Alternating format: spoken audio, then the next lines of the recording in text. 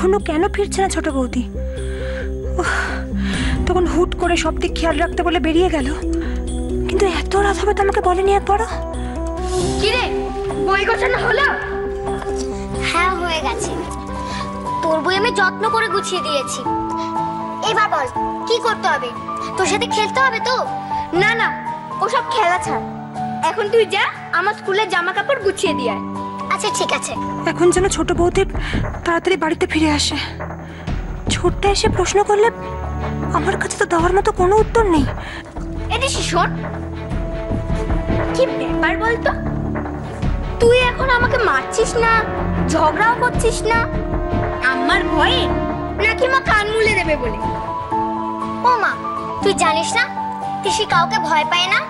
তা ভয় না পেলে আমাকে মারছিস না কেন? তোকে আমি খামোখা মারতে যাব কেন? তুই আমার সাথে ঝগড়া করছিস না, আমাকে মারতে আসছিস না। তাছাড়া তুই আমাকে সেদিনে বন্ধ করে খেতেও দিলি। ও, তার মানে তুই এখন আর আমার সঙ্গে কোনোদিন ঝগড়া করবি না? না না, তা কেন?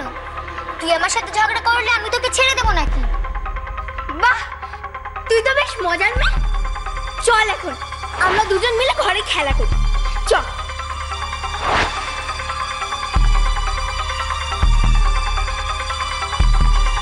ঘোড়া ডিঙিয়ে ঘাস খেতে খুব ভালোই জানো দেখছি। আমাকে হাত করতে পারোনি বলে আমার ছেলেকে তো আজ করে চলছ।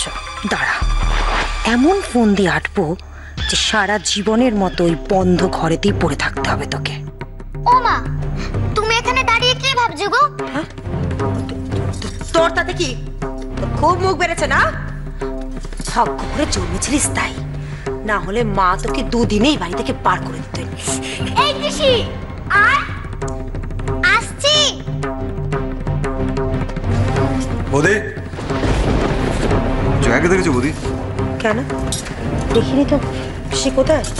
কোথায় আর যাবে, বাড়ির থেকে বেরোলে যে ওর হাড়গোড় ভেঙে দেবো মেরে, সেই ভয়টা তোর আছে। কিন্তু এত রাত হয়ে গেল, কোথায় গেল? কয়েকদিন ধরেই জয়ার খুব মুখ বেড়েছে। তোমার বউকে একটু সামলে রেখো, বাড়ি থেকে পালিয়ে যায়নি তো? না, হ্যাঁ, আমি একটু ওদিকটা দেখে আসি।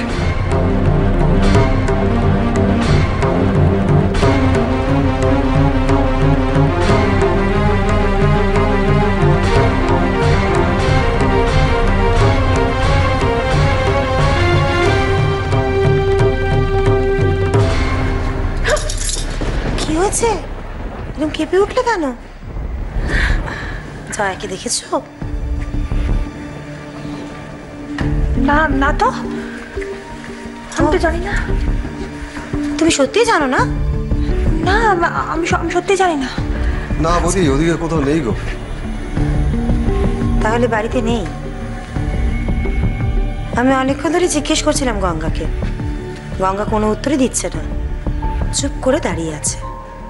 ঠাকুরপো, হ্যাঁ বলো। আমার কিন্তু খুব সন্দেহ লাগছে, জয়া কোথায় গেল বলো তো?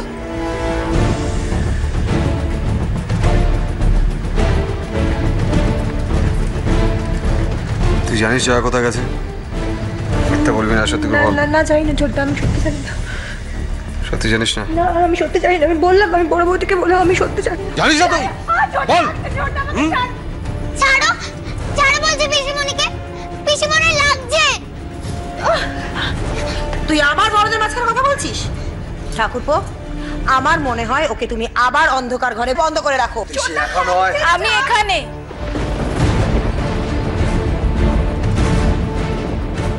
ওদের ছেড়ে দিন।